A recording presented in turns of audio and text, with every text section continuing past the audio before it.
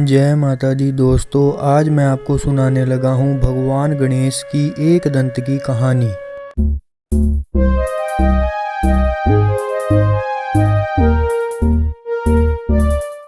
दोस्तों, यह बात सब जानते हैं कि भगवान गणेश देवी पार्वती और भगवान शिव के पुत्र हैं।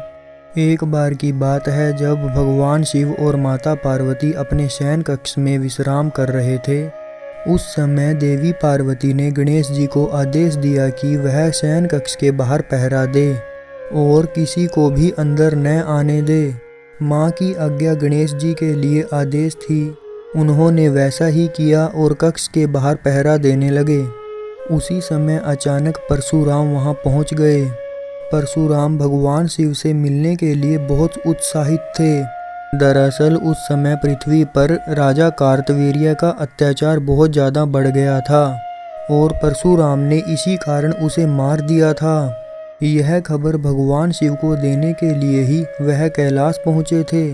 भगवान शिव के कक्ष की ओर परशुराम जी को तेजी से बढ़ता देख गणेश जी उनके रास्ते में आ गए और उन्हें रुकने को कहा, लेकिन परशुराम भगवान से मिलने के लिए बहुत उत्सुक थे। इसलिए उन्होंने कहा कि मुझे भगवान शिव से मिलना ही है।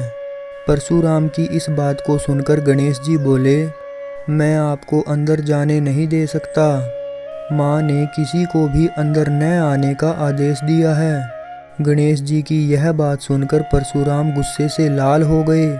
उन्होंने कहा, तुम मुझे भगवान शिव से मिलने से नहीं रोक सकते। तुम नहीं जानते मैं कौन हूँ। इस पर गणेश जी ने कहा, आप कोई भी हो उससे मुझे कोई फर्क नहीं पड़ता। मेरे लिए माँ का आदेश सबसे ज़रूरी है। मैं आपको किसी भी सूरत में अंदर नहीं जाने दे सकता। गणेश जी की इन बातों से परशुराम का गुस्सा 7वें आसमान पर पहुँच गया। वह बोले, अगर तुम मुझे अंदर नहीं जाने दोगे तो मैं तुम्हें हटाकर जबरन अंदर जाऊँगा। इतना कहकर परशुराम आगे बढ़ते हैं, लेकिन गणेश जी परशुराम को अंदर जाने से रोकने के लिए धक्का दे देते हैं और परशुराम दूर जाकर गिरते हैं। खुद का अपमान होते देख परशुराम जी गणेश जी को सबक सिखाने के लिए कई अस्त्र शस्त्र का इस्तेमाल करते हैं, लेकिन उनका गणेश जी पर कोई असर नहीं होता। फिर अंत में परशुराम जी शिव जी द्वारा दिया गया परशु गणेश जी को मारने के लिए प्रयोग करते हैं। वह परशु भगवान शिव का था, इसलिए गणेश जी उसे पहचान जाते हैं और उसका सम्मान करते हुए उसका सारा वार अपने एक दंत पर ले लेते हैं। परशु की चोट के कारण गणेश जी का एक दांत टूटकर जमीन पर गिर जाता है और गणेश जी दर्द से कराहने लगते हैं।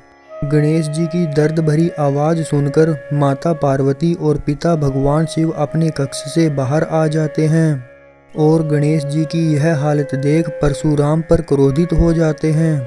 भगवान शिव और माता पार्वती को गुस्से में देख परशुराम जी को अपनी भूल का एहसास होता है और वह अपने किए पर क्षमा मांगते हैं।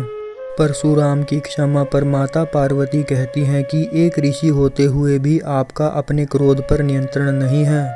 क्षमा मांगने से क्या अब मेरे पुत्र का एक दांत वापस आ जाएगा? परशुराम जी कहते हैं कि जो भी हुआ वह मेरी बड़ी भूल थी, लेकिन इस घटना के कारण गणेश जी का आधा दांत अब व्यर्थ नहीं जाएगा। इस घटना के कारण से ही अब गणेश जी को पूरी दुनिया में एक दंत के नाम से जाना जाएगा। तो दोस्तों, ये थी भगवान गणेश की एक दंत की कहानी। आपको कैसी लगी प्लीज़ लाइक शेयर और कमेंट करके ज़रूर बताना। और हाँ दोस्तों, मेरी आने वाली कहानियों को सुनने के लिए चैनल को सब्सक्राइब करना और बेल आइकन को प्रेस करना ना भूलना। जय माता दी, जय श्री गणेश।